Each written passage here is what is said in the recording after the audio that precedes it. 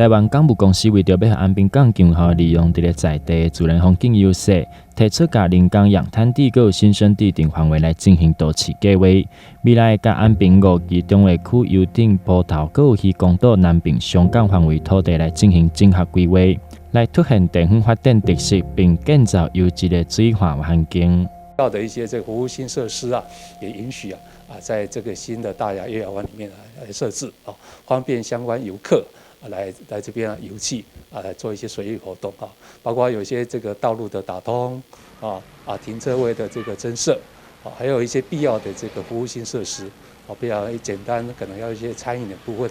也可以在这个大雅月牙湾的海域部分来进行那我们渔光岛的这个规划，实际上我们现在也结合像我们那个雅果游艇港的建设走到这个渔光桥过来之后，再结合我们现在渔光路两侧很茂密的那个防风林设施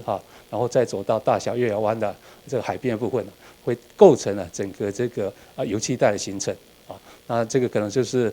这个我们台南市最靠近我们市区中心区一个非常好优质的水域游憩活动。